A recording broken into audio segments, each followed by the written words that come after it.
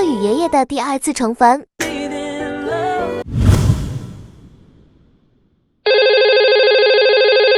Hello， 妈妈。福宝呀，爷爷去探望你了，为什么不理爷爷了？没有啦，我撒娇呢。福宝，했나봐요。안 오는 걸 어떻게? 안녕。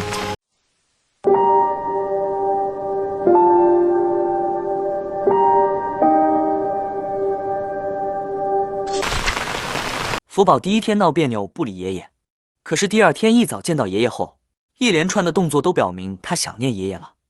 首先，福宝开始好好的吃竹子给爷爷看，接着福宝爬上独木桥，他并未走远，而是转向爷爷，仿佛在告诉爷爷，福宝记得曾经爷爷为他做过的独木柱。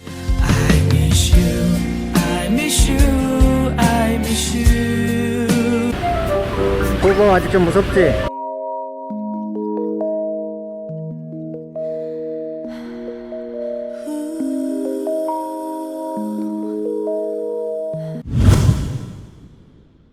随后，福宝绕着院子向爷爷表达他的心愿子。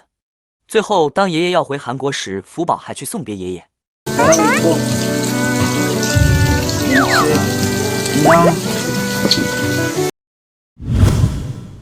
3个月后的7月4日是福宝和爷爷重逢的第一天。虽然福宝表面装作没理会爷爷，其实是想跟以前一样撒娇，故意不去理他。아이고福宝，이리 와봐요。일로 와봐요. 일로 와봐요. 호방. 일로 와봐. 아이. 이리 와. 而爷爷呢，自然是温柔的和福宝说话，绞尽脑汁的逗他开心。然而福宝并不知晓爷爷不能在近距离接触他，只觉得爷爷又消失不见了。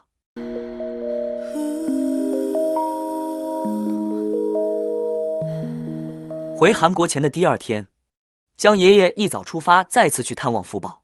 此时，福宝正在室内进行血液检测练习。福宝，他敏锐的耳朵听到院子外爷爷正在呼唤自己，立刻做出了反应。悠闲的福宝走了出来，他知道爷爷肯定在关注着自己。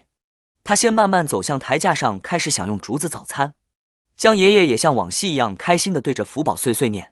福宝여유롭게 나와서 아침 식사를 하고 있습니다。大家请注意。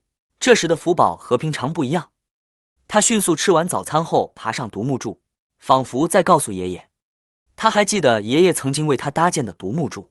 据科学家对野生和圈养大熊猫进行的视力测试发现，大多数成年大熊猫都有不同程度的近视问题。一般来说，大熊猫的眼睛相当于人类800度左右近视，只能看清几米之内的物体。接着，福宝绕着院子把新院子介绍给爷爷。因为爷爷说只有短暂的时间陪伴他。听懂了爷爷说的话的福宝缓缓地望向爷爷，并且靠近了爷爷。